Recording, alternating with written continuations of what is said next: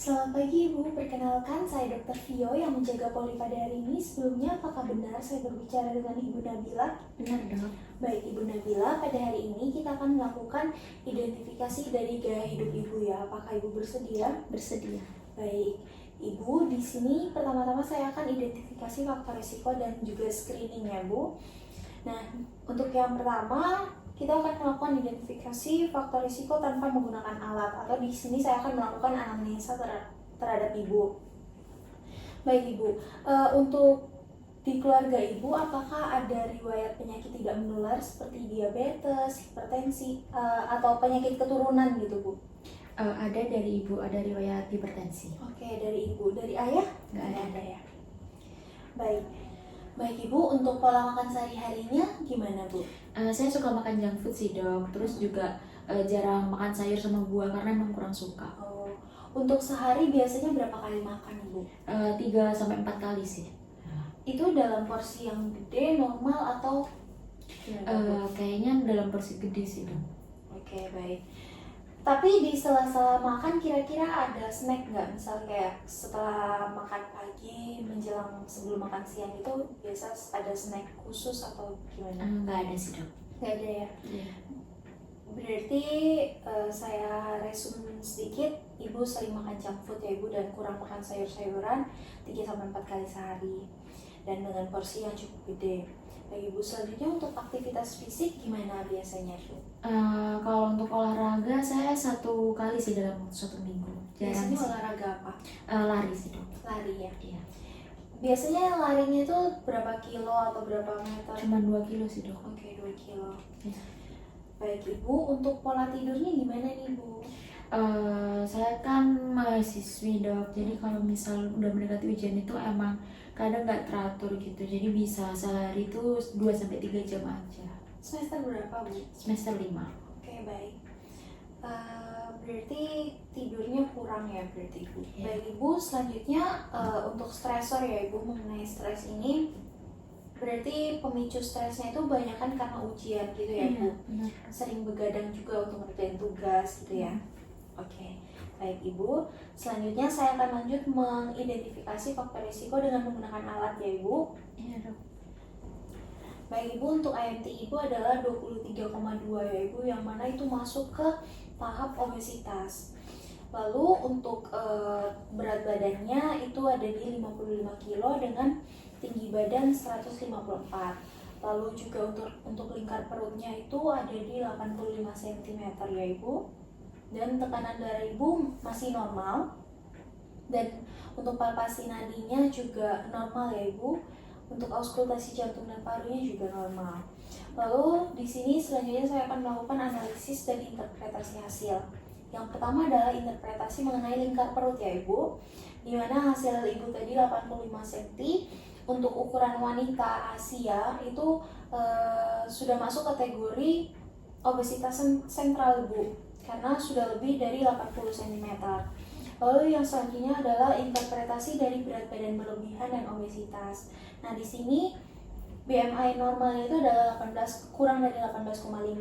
Tapi karena Ibu sudah masuk ke 23, lebih dari sama dengan 23, maka udah masuk ke kategori obesitas. Baik Ibu, untuk interpretasi tekanan darahnya, tekanan darah Ibu tadi 120/80, yang mana itu masih normal ya Ibu. Baik Ibu, untuk interpretasi pemeriksaan diabetesnya mulai dari HbA1c, glukosa darah puasa, dan juga tes toleransi glukosa oral itu semuanya normal ya Ibu. Dan ada yang terakhir itu adalah interpretasi kadar lipid plasma, di mana kolesterol Ibu cukup tinggi di sini Ibu, yaitu sekitar 220-an, di mana itu sudah masuk ke kategori borderline high. Itu juga dikarenakan Ibu yang pola makannya kurang sehat, sering makan junk food gitu ya Bu. Baik Ibu, di sini saya akan mengidentifikasi perilaku atau gaya hidup tidak sehat yang akan diubah pada Ibu. Yang pertama adalah mengenai cek kesehatan berkala. Apakah Ibu sering melakukan cek kesehatan? Enggak sih dok, terakhir sekitar 2 tahun lalu. Oke, baik. Selanjutnya, apakah Ibu merokok atau vape gitu? Saya nge-vape sih dok. Nge-vape sudah dari kapan Ibu? Semenjak masuk kuliah. Semenjak masuk kuliah, berarti sudah 2 tahun lebih ya. Iya. sehari biasanya berapa kali nge-vape? Sering sih dok, sekitar 10-15 kali. Jadi selalu dibawa gitu ya vape-nya. Baik Ibu.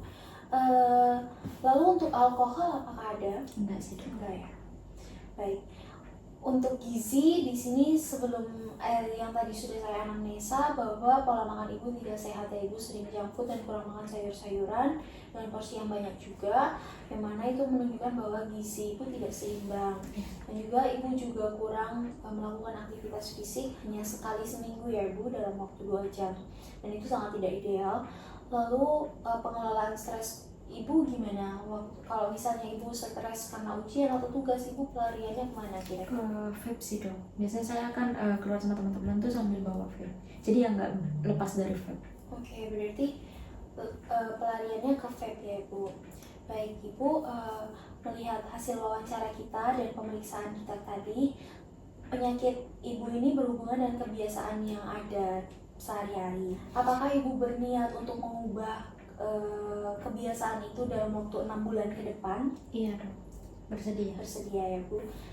Atau mungkin dalam 1 bulan ke depan sudah punya rencana ibu untuk melakukan hal-hal kecil untuk menghentikan kebiasaan itu? Iya dok. Oke, baik ibu.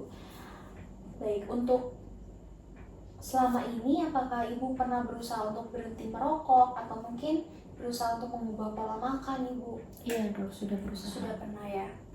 Baik ibu, di sini saya sudah sedikit mendiagnosis mengenai stase di mana ibu ingin melakukan perubahan.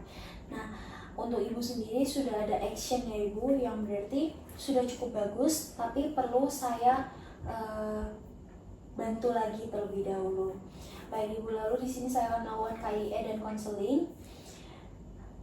Di sini pertama-tama saya ingin mengarahkan ibu untuk rajin melakukan cek kesehatan berkala ya ibu, karena saya anamnesa tadi ibu terakhir melakukan pemeriksaan 2 tahun yang lalu ya ibu. Normalnya itu sekitar 6 bulan sekali kalau misalnya hasilnya normal, atau enggak ya paling minim 3 bulan sekali gitu ya bu, untuk dipantau secara berkala. Dan juga ibu perlu untuk melakukan konseling berhenti merokok juga. Nanti akan ada metode-metode sendiri untuk melakukan konseling ini. Lalu selanjutnya ibu juga bisa rajin melakukan aktivitas fisik, karena saya lihat ibu sangat kurang, dan usahakan lakukan olahraga itu teratur minimal 3 kali seminggu atau mungkin 150 menit per minggu, dan bisa ditingkatkan secara bertahap.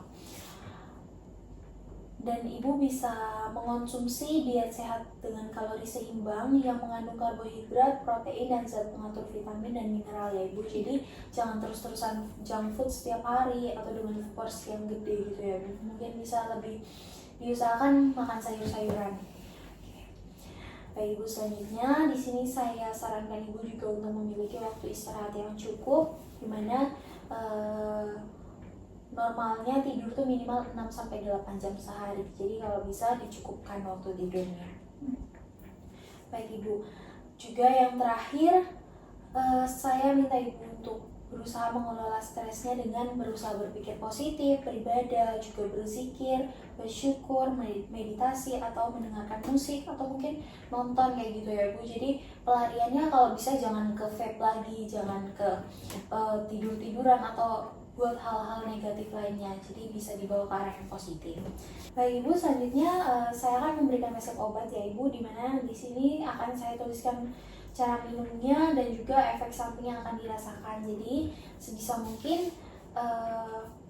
obat ini ditaati ya ibu untuk konsumsinya. Baik ibu, sejauh ini apakah ada yang ingin ibu tanyakan? Tidak ada. Baik, aman ya bu? Aman. Baik ibu, terima kasih karena telah bersedia melakukan pemeriksaan hari ini. Terima kasih ibu, sehat selalu. Terima kasih dok.